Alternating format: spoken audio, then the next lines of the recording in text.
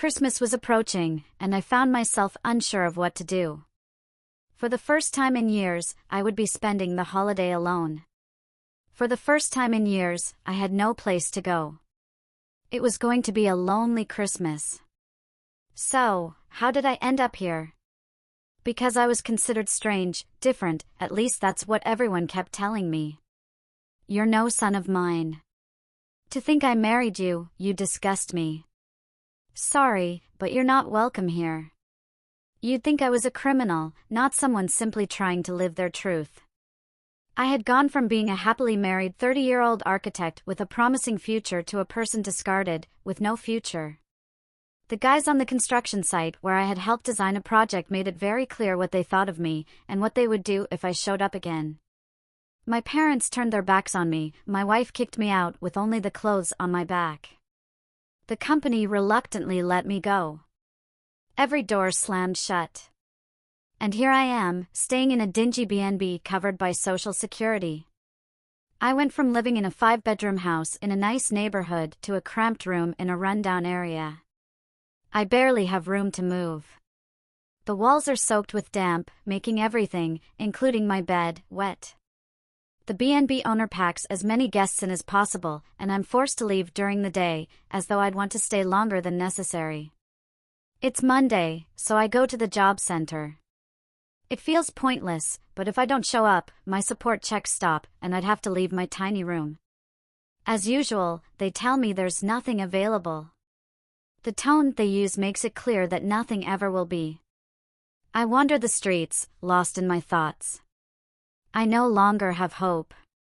That's long gone, along with my respect, dignity, and pride. I dig through trash for anything I can eat, anything. It's tough under normal circumstances, but it's unbearable at this time of year. Christmas is supposed to be a time for giving, but all it does is highlight what you're missing, what you've lost, and where you're heading. And for me, it's a reminder that I have no one, nothing, and no place to go. Do you know what it's like to talk to no one day after day? After a while, you start talking to yourself. Eventually, if you let it, you go quietly mad. When you're homeless, you become invisible. No one speaks to you, no one notices you. You cease to exist. And Christmas just makes that worse. But there's one small comfort. There are shelters that open for a few days over the holiday where you can get a hot meal. I usually settle for soup, it's about all I can manage these days. I find a shelter and put my name on the list. We're not open until Christmas Day, but I'll put you down, says a volunteer. Thanks, I reply. See you on Christmas Day then, he says as I leave. At least I'll have warmth and food for a few days. Maybe I'll even get a bath and some clean clothes. Christmas Eve was one of the hardest I can remember. The room felt even smaller and damper than usual. I was more depressed than ever. It's at times like this that I miss my family the most. Normally, I try not to let it affect me, but tonight, I couldn't help it. Even from this awful place, I could hear people laughing and enjoying themselves. It only reminded me of what I had lost. I cried myself to sleep. By morning, I had made up my mind. Without bothering to eat, who's kidding who, breakfast, I left my room and headed toward the nearby railway line. There's a footpath across the tracks here, and I wait for the next train. I step out onto the tracks and stop, facing away from the oncoming train. All I hear is the loud horn and the screeching brakes. I know there's no way for the driver to stop in time, so I wait for the impact that will end my misery. Are you okay? I heard you scream, and I found you shivering, a gentle voice asks. I was still alive, much to my disappointment. It must have been a dream. I look up to see a concerned face. I realize I'm in the shelter, so this must be one of the volunteers. I'm okay, really. Thanks for asking, I say, my voice lacking enthusiasm. Do you want to talk about it? She asks. About what? I reply. About the dream, she suggests. You're not really interested, I respond. Do things your way, but I'm not going to pretend. I want to know why you cried out. I didn't cry out, did I? Let's go to the kitchen and get a drink. We won't bother anyone else, she suggested, so I followed her. Where do you want me to start?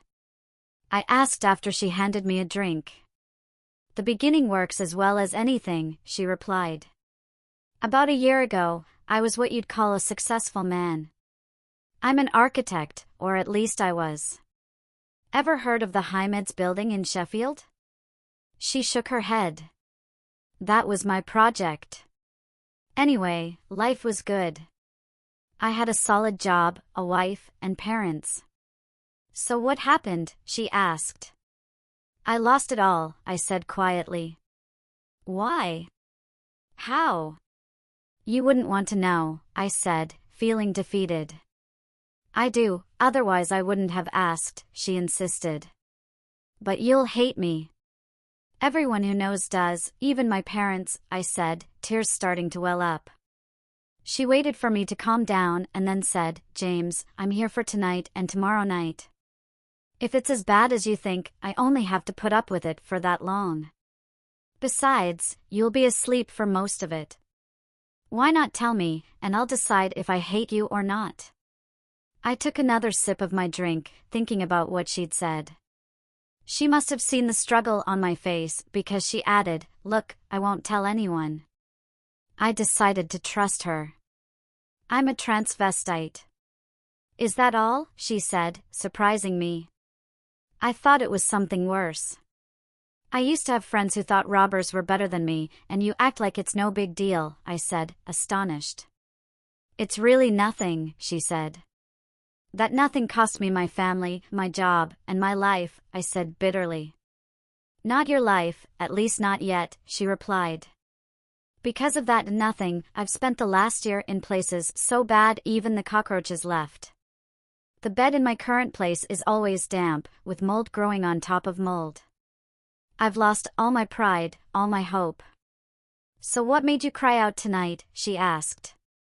I dreamt I was committing suicide. And do you? She asked softly. Do what? Want to commit suicide? I'm starting to think it might be the only way out of all this, I said. Even when things seem as bad as you think, life is still much better than death, she said quietly. And you would know, I replied sarcastically. Yes, I do, she said, tears welling up in her eyes. I'm sorry. I shouldn't have said that. It's okay. You were honest with me, so I should be honest with you, she said gently. She refilled her cup and began, My name's Angel. I know, but it really is Angel. Last year, I was a drug addict. I lived in places like this, and I stole to feed my habit. Life was horrible, so bad that I decided to end it. I was in a shelter, just like this one, trying to find a corner to die in, when one of the volunteers stopped me. He took me to a hospital, helped me get clean, found me a place to live, and got me a job. He basically gave me a second chance.